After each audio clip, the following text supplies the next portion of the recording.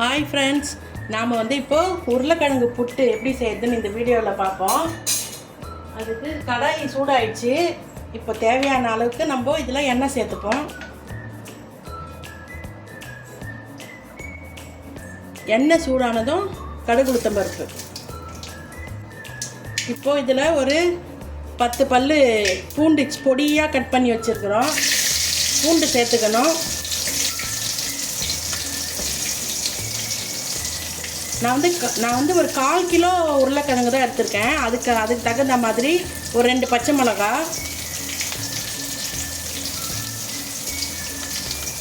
ஒரு சின்ன துண்டு இஞ்சி பொடியாக அரிஞ்சிக்கணும்,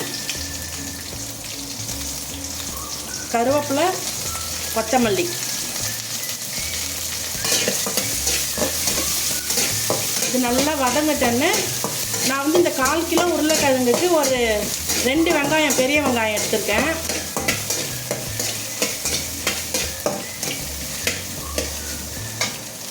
இப்போ நம்ம இதில் பெரிய வெங்காயம் சேர்த்துக்கலாம். இதெல்லாம் வதங்கிறதுக்கு கொஞ்சமாக நான் சால்ட்டு சேர்த்துக்கிறேன்.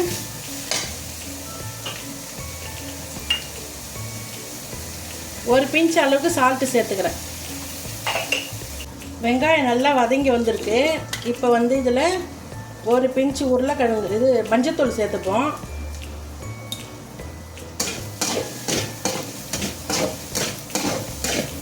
இது சொரா புட்டு நம்ம எப்படி செஞ்சோமோ அதே ப்ராசஸ் தான் இதுக்கும். சொராக்கு பதில் இப்போ நம்ம இதில் உருளைக்கிழங்கு போட்டிருக்கோம், அவ்வளோதான். இப்போது இந்த ஸ்டேஜில் உருளைக்கிழங்கு நான் 3 விசில் விட்டு வேக வச்சு நல்லா கையை வச்சு மசிச்சு வச்சுருக்கேன். இதை நம்ம இதில் சேர்த்துக்கணும். இது நல்லா நம்ம அடி பிடிக்காமல் நல்லா கலரணும். ஆனால் இதுவும் ஒரு 15 நிமிஷம் ஆகும். நல்லா நம்ம சிம்மில் வச்சுட்டு பொறுமையாக கையை நல்லா கிண்டணும். நல்லா கலரி விடணும். இது நல்லா ரோஸ்ட்டாக ஆகி வரும். அந்த ஸ்டேஜில் தான் நம்ம இந்த உருளைக்கிழங்கு இறக்கணும். நம்ம வெங்காயம் வதங்கிறதுக்காக அப்போ கொஞ்சம் சால்ட்டு சேர்த்துருந்தோம். இப்போ இந்த உருளைக்கிழங்குக்கு தேவையான அளவுக்கு இப்போ நம்ம இந்த ஸ்டேஜில் சேர்த்துருவோம்.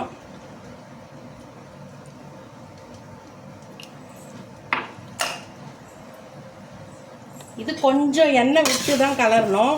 எண்ணெய் விடணும்னா ரொம்ப அடி பிடிச்சிடும். சும்மா லைட்டாக ஒரு ஸ்பூன் எண்ணெய் விட்டு இதை நல்லா கலரி சிம்மில் வச்சே தான் இது செய்யணும். நம்ம இது காரக்குழம்புக்கெலாம் சூப்பராக இருக்கும். நம்ம காரக்குழம்பு வச்சுட்டு இந்த உருளைக்கிழங்கு புட்டு வச்சு சாப்பிட்டோம்னா நல்ல காம்பினேஷனாக இருக்கும். இது நம்ம உருளைக்கிழங்கு புட்டு ரெடி ஆகிடுச்சு, அவ்வளோதான். நல்லா ஒரு 15 நிமிஷம் நம்ம சிம்மிலேயே வச்சு கொஞ்சம் தட்டு போட்டு மூடி திறந்து நம்ம இது மாதிரி கலரி விட்டோம்னா அப்படியே கொஞ்சம் செவந்து ரோஸ்ட் ஆகி வரும். இந்த ஸ்டேஜில் நம்ம இதில் கொஞ்சம் கொத்தமல்லி போட்டுப்போம்.